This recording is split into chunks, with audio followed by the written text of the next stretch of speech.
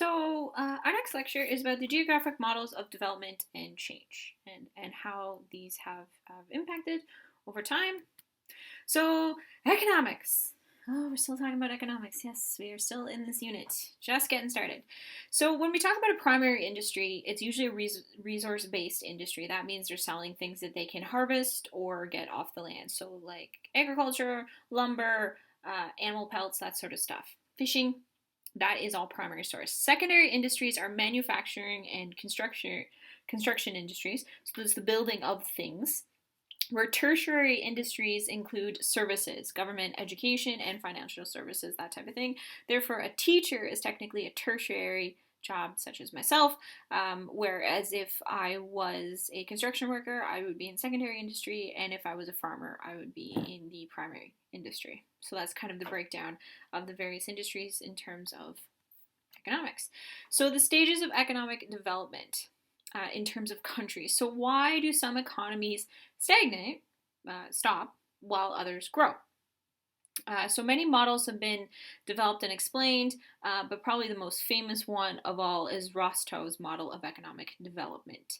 And he used Europe and North America, and he was the one who used them as an example of how they developed. Now, this is just the most common one. It does not necessarily apply everywhere, but we are going to talk about Rostow's model of economic development for this particular stages of economic development here. So first off, we have stage one, which is the traditional society. Economy is completely based on a subsistence agriculture. And if you remember from the previous lecture, we talked about agriculture. That is when you grow just enough food for yourself in order to survive. And this is where humanity basically started. Once they stopped being hunter-gatherers, they began to settle, and specifically subsistence farming. Now, because of this, the population growth and social and economic progress are usually pretty limited, just because of diseases or space or lack of technologies, that sort of thing. And sometimes societal changes are slow to support the growth of populations. So, for a good example is Great Britain before 1750 and Canada after 1850. And some far periphery countries, whereas the government within that country does not support social and economic growth for whatever reason. Stage two is establishing taking off conditions. So this is where you start having a surplus of wealth in the society. Savings are then invested into vital economic sectors. So, for example, your economy is now making enough money that you can now use that money to put back into other things within that country: transportation, communication, natural resource exploitation. The national identity or the purpose begins to evolve into a more communal one where you support, there's a feeling of nationality in your country as opposed to just, I'm just looking after myself. Now there's this unity amongst the people. Government develops more centralized, more effective, more supportive. Many Western European nations in the early 1800s, and then Canada again after the 1850s, and then some far periphery countries such as Suriname in South Africa, South America, or Togo in Africa. So these ideas here were. This is growth. You need, in order to support economic development, you also need the social aspect as well. Stage three is economic takeoff. And so this begins to change in response to technology innovations in this particular instance. Better transportation, better infrastructure allows you to support more growth within society. Agriculture changes from primary to primary commercial. So now at this point you're making it more for selling as opposed to surviving. Manufacturing grows. Tertiary sectors begin to grow. Britain in the late 1700s, France and US by 1860, and Canada by 1900. Near core countries like Bolivia and Vietnam, new core countries like Argentina and Bulgaria also made it into this economic takeoff area. So this is, you're starting to see a shift in terms of society as well as economics, and then you're beginning to grow. You're beginning to see more growth. Stage four is the drive to maturity. Extended period of substantial economic growth. At this particular time, per capita wealth increases. as growth outpaces population growth. More economic, less population equals more money. Economy becomes diversified, efficient production of methods, increase in percentage of country's wealth, and country reaches maturity about 50 to 60 years after takeoff. Great Britain hit this in the 1850s, France and the US by 1910, Canada by 1950, new core countries such as Malaysia and Poland today.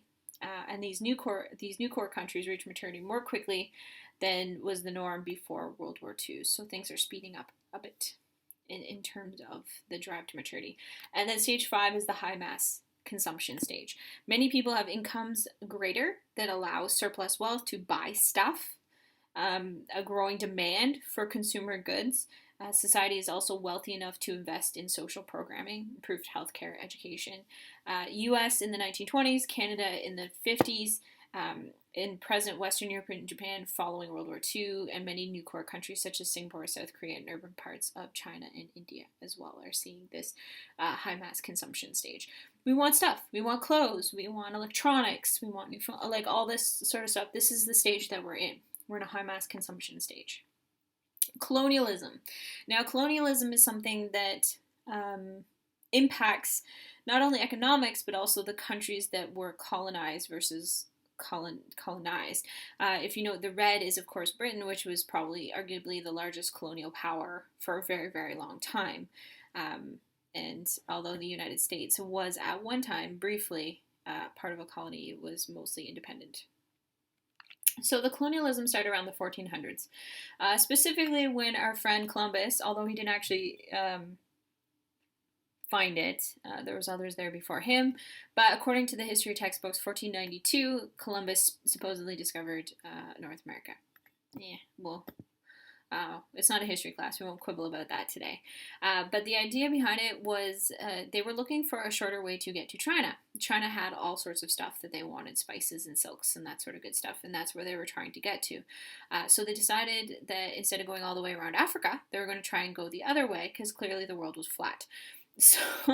So they went the other way, and what did they run into? They ran into North America, and so begins the first wave of colonization, which was North America, basically, is what and eventually South America as well. The world became basically split in half between Spain and Portugal. They were the first two to really kick off. Tiny little Portugal, in terms of colonization. France and Britain came later. Britain was actually last of the game, although they were eventually the ones who kind of won, I guess. If it was like a game of Risk, they're the ones that eventually won this mess. And then, of course, in colonialism, we have things like gold. Gold was the big one. Gold was huge. Spain found gold in Mexico and down around that area, and so everyone assumed that the New World was just stuffed chock full of gold. It was a huge disappointment for the French and the British when they landed more northernly, and they found that all they ran into was winter and beavers, although beavers were helpful.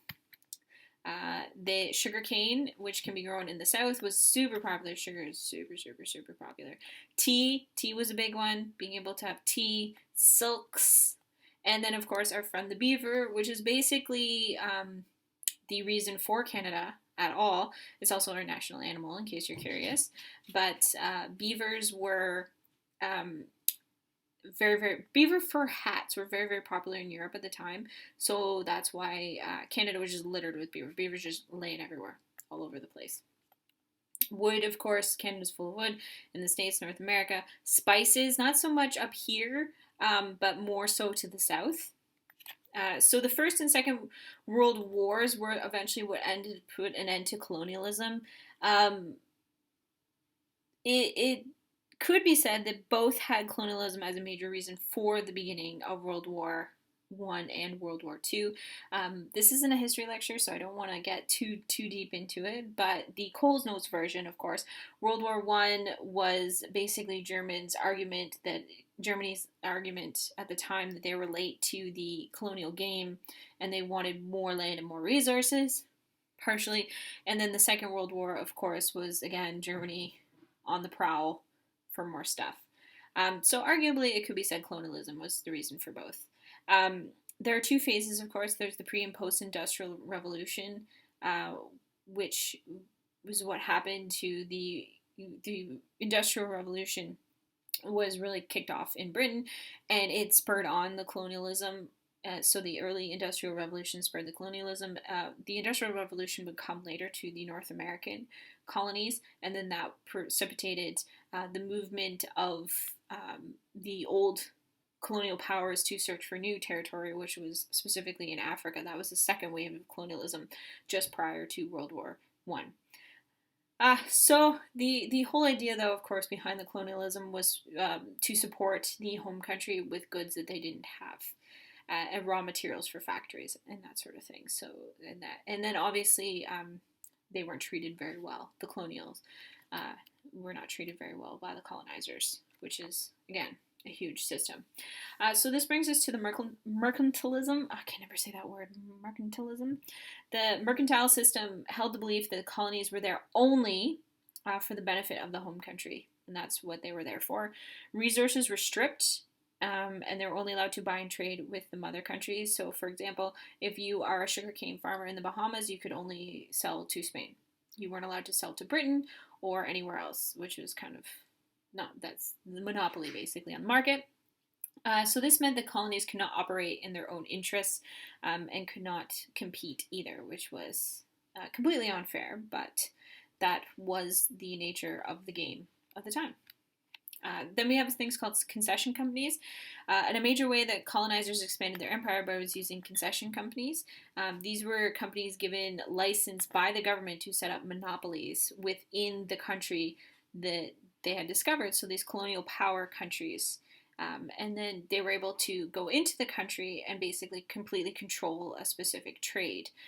For example, the Hudson Bay Company, which still exists today actually in Canada, although it was in some trouble with the COVID crisis, they came in as a company and they completely monopolized the fur trade.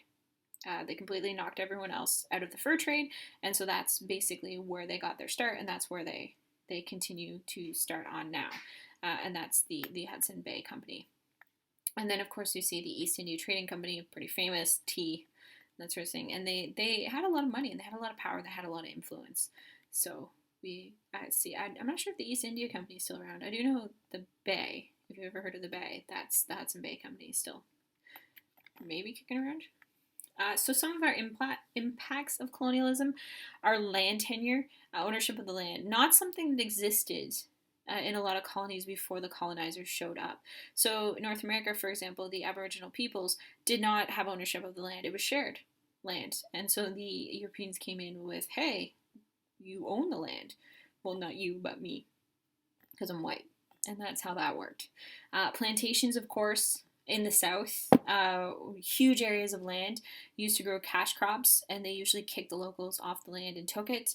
And then, of course, we get into the whole slave labor, which was then imported from Africa to work these plantations in the South, which then, of course, led to the rise in racial segregation in the America. Oh my goodness, forgetting my words today. And then, of course, our cash crops, as we discussed earlier in the agriculture, are exclusively for sale and not for the farmer's consumption. They're just there to make money. Okay, so that is it for the stages of economic development. I tried to keep it short and not get too much in it, but there is a lot of history in that one, so I hoped I did all right with it. Okay, that's it for this lecture, and we will see you guys in the next.